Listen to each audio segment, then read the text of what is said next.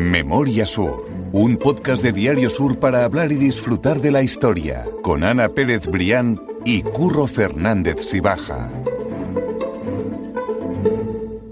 Hola Ana, ¿qué tal? Hola Curro, buenos días. El podcast de hoy es uno de esos que apuntamos en la libretita que tenemos de Nuestro futuro, cuaderno azul. Totalmente, de idea a futuro.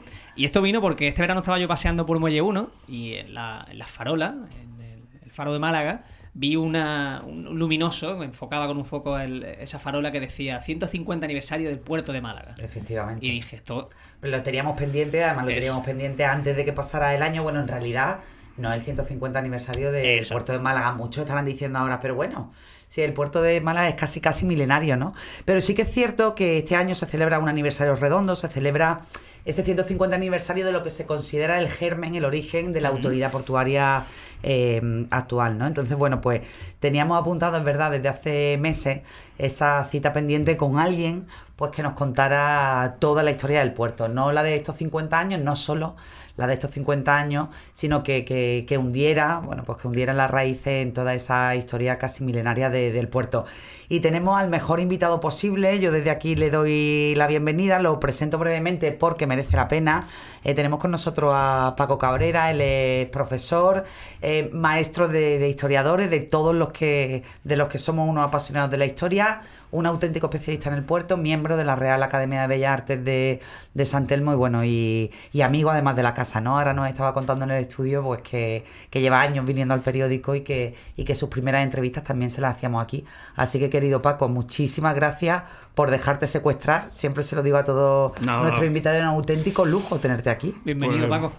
Pues muchas gracias. Yo creo que como buena andaluza eres un poco exagerada. No, en absoluto. Pero nada, gracias a vosotros por invitarme. Perfecto, vamos a hablar del puerto, ¿no? Pues de ese lugar... que además yo creo que hemos tenido la suerte en Málaga, que siempre se ha dicho, bueno, pues Málaga ha vivido de espaldas al mar, ¿no? No estoy del todo de acuerdo con esa afirmación, porque creo que Málaga es lo que es gracias al puerto, para bien o para mal, sí. Independientemente de que hayamos vivido más cerca o más lejos, independientemente de esos muros que durante años nos han separado, pero merece la pena darnos un paseo, sobre todo también ahora que el puerto es una zona ganada para el disfrute de la ciudad y que quien más, quien menos, pues bueno, pues se da sus paseos y podemos disfrutar pues de esos dos lugares, ¿no? Ya emblemáticos como son Muelle 1 y el Palmeral, ¿no? Bien, pues sí, es así. De hecho, el tema que ilustra estos 150 años de la creación de la Junta del Puerto es de un puerto, una ciudad, porque en realidad es del nacimiento del puerto nace la ciudad. Sin el puerto no habría existido ciudad, que es tan antigua como que los fenicios llegaban aquí de aquellas teocracias orientales, varaban sus barcos en la playa y comerciaban todo tipo de productos. Llegaron después los griegos, aquellos griegos de aquellas polis que nos trajeron pues el gusto por la belleza y el comercio también, como no, y desde luego la búsqueda de la filosofía. Después los romanos, el Islam y tantos pueblos hasta la Málaga cristiana. El puerto de Málaga nace un 3 de enero de 1588, cuando debajo de Gibraltar hay unos intentos anteriores, pero que fracasaron.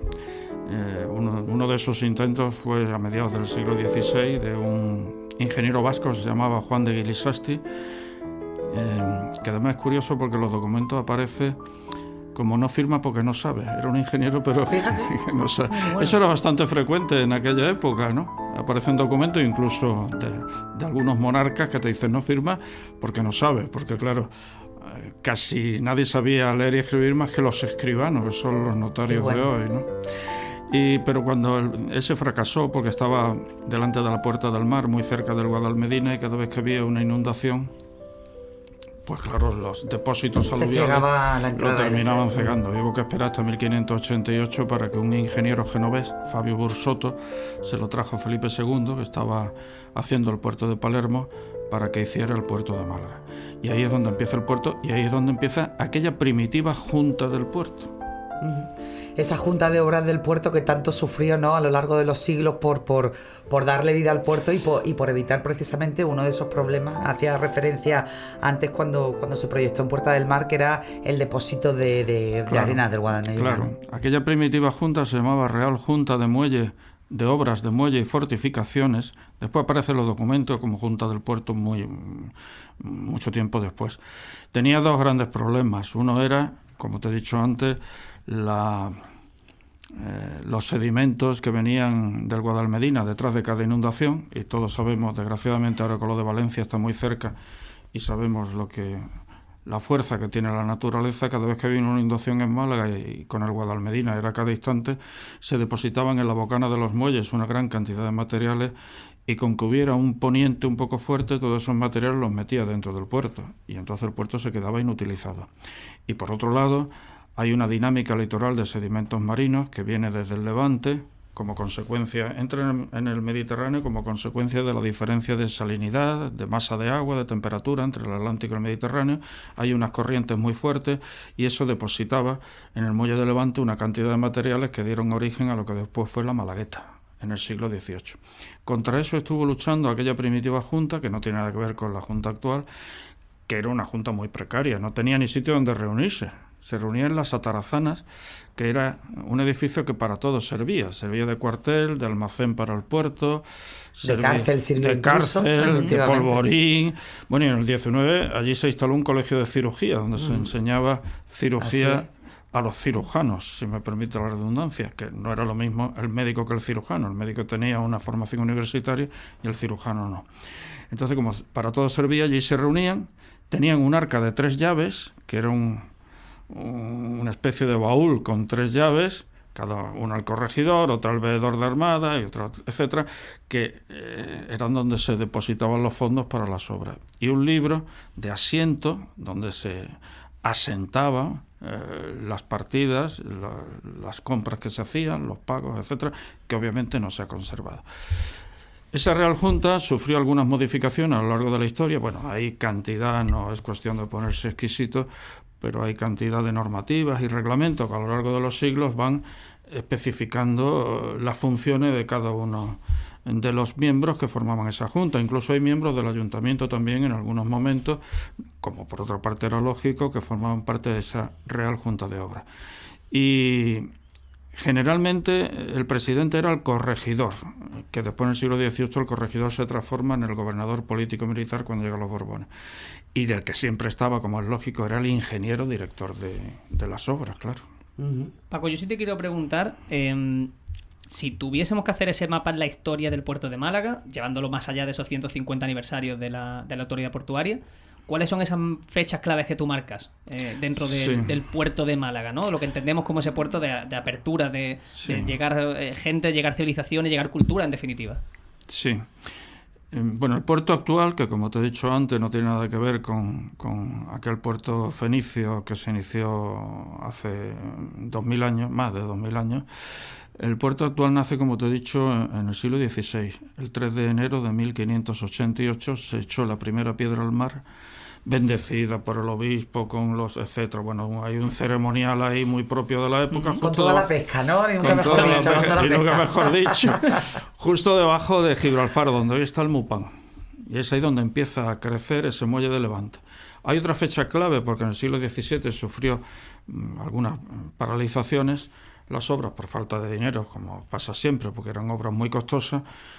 Y el segundo empujón se produce ya en el siglo XVIII a partir de 1717, con un ingeniero de origen flamenco que se llamaba Bartolomé Túruz. Este es el que proyecta un puerto cerrado, es decir, prolongar el muelle de Levante, hacer uno nuevo a poniente, cerrándolo, enfrentándolo ambos, dejando una estrecha bocana para que no entraran esos materiales que cegaban el puerto. Lo que pasa es que este hombre en 1721, en junio, muere, y entonces manda a Felipe V al ingeniero más importante del momento, que era el ingeniero general Jorge Próspero Borbón. Y este tiene una idea sustancialmente distinta. Dice que un puerto cerrado, los materiales que entre después no salen, que es mejor hacer un puerto abierto porque el mismo reflujo marino sacará esos materiales. Esto que yo acabo de decir es el eterno debate a lo largo de los siglos, puerto cerrado, puerto abierto, hasta la actualidad. En Málaga entiendo, ¿no? O sea, en no Málaga, claro, sí, por la circunstancia que está aplicando de mareas. Bueno, hay otros puertos que son muy parecidos. Por ejemplo, el de Barcelona tiene unos problemas yo trabajo algo de eso, muy parecidos desde un punto de vista de construcción, muy parecido al de Málaga. Y Otro gran momento de ampliación del puerto ya en el siglo XIX es a partir de 1876, cuando hay otro ingeniero, esta vez de camino, Rafael Yagüe, que proyecta la gran ampliación del puerto que ha estado hasta prácticamente el año 2000, cuando se aprueba el plan especial del puerto, del que ahora podremos hablar. Esos son los momentos clave. El nacimiento en el siglo XVI, el siglo XVIII y finales del XIX. Que a finales del siglo XIX además da la casualidad en este tipo de obras y de grandísimos proyectos, nada casualidad, pero que la ampliación del puerto, esa necesidad, surge en paralelo a la creación del Parque de Málaga, ¿no? Bueno, el Parque de Málaga es hijo del puerto. Por eso, claro. Porque este Rafael Yagüe, que yo te he dicho, claro, porque y ya estamos casi metidos en lo que es la Junta de Obras del Puerto actual, que hoy se llama Autoridad Portuaria. La actual, de la que celebramos claro, aniversario. La que celebramos el aniversario. ¿Por qué se produce esa ampliación? Esa ampliación se produce porque, como consecuencia de esos aterramientos que aparecen en los documentos con ese nombre, a los que yo antes te he aludido, llega un momento que es que el puerto de Málaga en el siglo XIX, y mira que había comercio con los Heredia, los Loring y toda esta gente, ¿no? Los Larios y tal, ¿no? Con toda esa burguesía emprendedora que había una flota. Manuel Agustín Heredia tenía una flota, tenía un una montón flota de barcos, efectivamente. Entonces, el problema era que el puerto de Málaga, hay momentos a lo largo de la historia que aparecen en los documentos como que está cercano a lo que se denomina profundidad de cierre, le llaman los ingenieros de camino. Es decir, hay que cerrar el puerto porque los barcos no pueden entrar.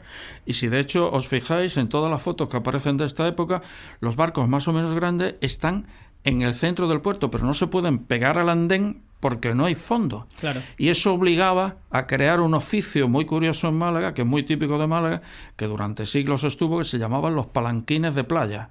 El palanquín de playa era un muchacho, supongo no tendría mi edad, porque ya no está uno en edad de hacer esas cosas, que con una percha en los hombros se metía en el agua del puerto, con el agua hasta la cintura, se acercaba al costado del buque y descargaba o cargaba las mercancías. Madre mía. Así durante muchísimo tiempo.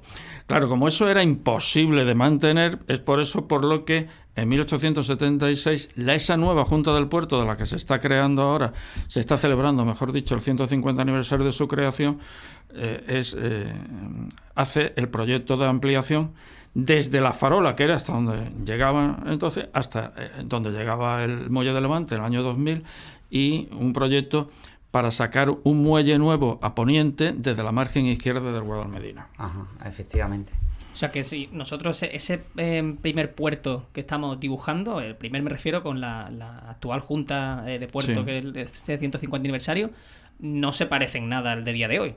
No tiene ese saliente marino, todo eso es mucho más reciente. Claro, eso es, sí, lo digo para que la gente sepa capaz de el puerto actual, el puerto que todos paseamos ahora, eso es.